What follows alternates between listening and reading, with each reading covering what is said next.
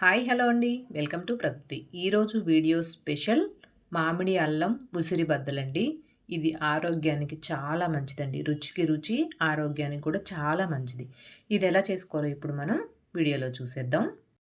ముందుగా దీనికోసం ఒక అర కేజీ ఉసిరికాయలు తీసుకున్నానండి. పెద్ద ఉసిరి అంటారు కదా, అవి తీసుకొని నీళ్ళల్లో వేసి శుభ్రంగా కడిగి ప్లేట్లో పెట్టుకొని గుడ్డతోని శుభ్రంగా తుడిచి తడి లేకుండా తుడుచుకొని పక్కన పెట్టుకోవాలి.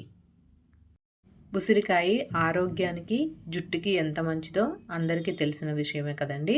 పైగా ఈ చలికాలంలో విపరీతంగా దొరుకుతాయి కాబట్టి ఏదో ఒక రూపంలో ఉసిరికాయని తినడం ఆరోగ్యానికి చాలా మంచిది. అలాగే ఇది మామిడి అల్లం అండి. ఈ మామిడి అల్లం నేను పావు కేజీ తీసుకున్నాను. అర కేజీ ఉసిరికాయలకి మామిడి అల్లం పావు కేజీ తీసుకున్నాను. అది కొలతేమి లేదండి, మన ఇష్టమేనండి. కావాలంటే అల్లం ఎక్కువ తీసుకొని ఉసిరికాయ తక్కువ తీసుకోవచ్చు, రెండు సమానంగా తీసుకోవచ్చు, ఎలాగైనా పర్లేదు తీసుకోవచ్చు. తీసుకొని అల్లం కూడా శుభ్రంగా కడిగి తడి లేకుండా తుడుచుకొని ఒక అరగంట పాటు ఆరనివ్వాలి. ఆరితే తడి లేకుండా ఉంటే నిల్వ ఉంటుంది కాబట్టి పాడైపోకుండా ఉంటుందండి. ఇలా తుడుచుకొని మొత్తం పక్కన పెట్టుకొని ఒక అరగంట పాటు ఆరబెట్టుకోవాలి. అరగంట ఆరిన తర్వాత ఇప్పుడు ఈ ఉసిరికాయల్ని చూడండి, దీనికి పైన ఇలా గీతలా ఉంటుంది కదా, ఆ గీత మీద నుంచి పెట్టి చక్కగా ఆ గీతకి చాకుతో ఇలా ఇటువైపు అటువైపు కొంచెం క్రాస్గా అంటే చక్కగా తొనల్లా వచ్చేస్తాయండి. మనం ఎక్కువ కష్టపడనక్కర్లేదు కూడాను.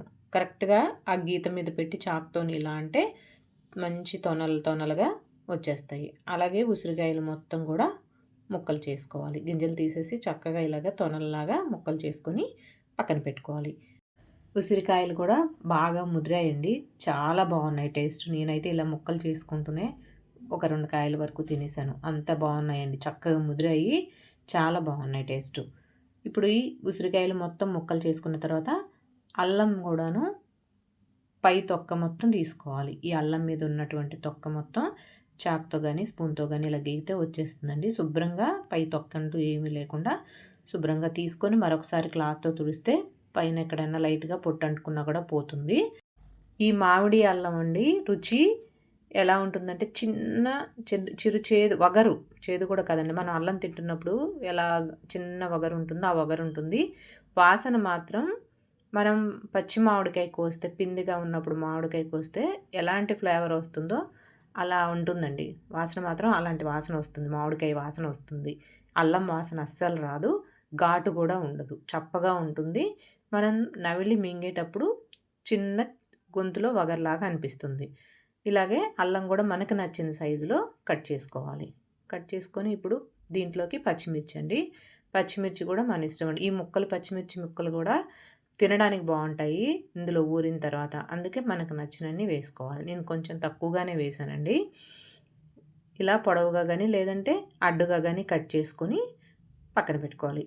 చూడండి, ఉసిరికాయలు, మామిడి అల్లం, పచ్చిమిర్చి ఇలా కట్ చేసుకొని పక్కన పెట్టుకున్న తర్వాత నిమ్మకాయలు కూడా కడిగేసి శుభ్రంగా తడి తుడిచి ముక్కలుగా కట్ చేసుకొని ఇప్పుడు ఈ కాయలన్నీ మనం రసం తీసుకోవాలి.